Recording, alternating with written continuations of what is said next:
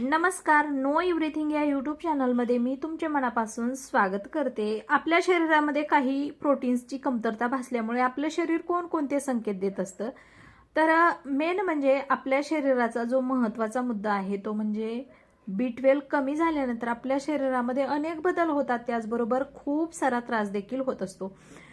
ही जी समस्या आहे ती महिलांमध्ये जास्त प्रमाणामध्ये दिसून येते। तर B12 कमी झाल्यामुळे आपल्याला कोणकोणते त्रास होऊ शकतात, मेन म्हणजे आपल्या रक्तवाढीसाठी आपल्याला B12 आपलं व्यवस्थित असणं खूप जास्त गरजेचं असतं।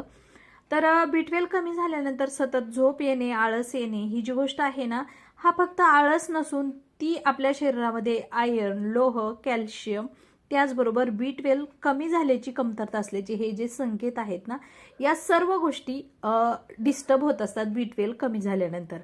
आपल्या शरीराला पुरेसा ऑक्सिजन न मिळाल्यामुळे आपलं शरीर आणि मेंदू हे दोन्ही थकलं जातं आणि त्यामुळेच ज्या व्यक्तींना B12 कमी झालेला आहे, B12 ची डिफिशियन्सी झालेली आहे, या व्यक्तींना खूप जास्त प्रमाणामध्ये त्रास होऊ शकतो।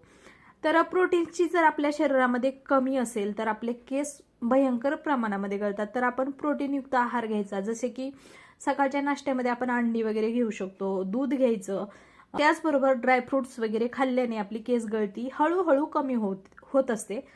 कोणतीही गोष्ट आपण 8 दिवस ट्राय केली आणि लगेचच आपल्या केस गळतीमध्ये फरक पडलाय असं कुठलीही गोष्ट होणार नाही।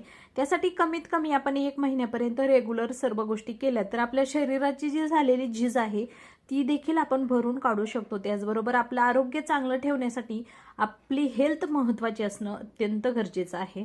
त्याचबरोबर आपल्यामध्ये हार्मोनल बदल झाल्यामुळे आपली चिडचिड होते, ही देखील समस्या स्त्रियांमध्ये जास्त प्रमाणामध्ये दिसून येते। त्यामुळे प्रत्येकाने आपलं आरोग्य चांगलं ठेवण्याकडे नेहमी लक्ष द्यायला हवं। त्याचबरोबर जर आपली इम्युनिटी कमी असेल तर वारंवार सर्दी, खोकला या ज्या गोष्टी आहेत ना त्या सतत होत असतात। जर आपली इम्युनिटी कमी असेल तर आपल्याला वारंवार सर्दी खोकल्याचा त्रास होऊ शकतो। त्यामुळे आपण इम्युनिटी बूस्ट करण्याकडे आपलं लक्ष दिलं पाहिजे आणि आपली हेल्थ चांगली ठेवण्यासाठी पूर्णपणे आपला आहार देखील व्यवस्थित असणं गरजेचं आहे। तर आजची माहिती तुम्हाला कशी वाटली ते नक्की सांगा। व्हिडिओ आवडल्यास लाईक, शेअर, सबस्क्राईब जरूर करा। तोपर्यंत सर्वांना बाय।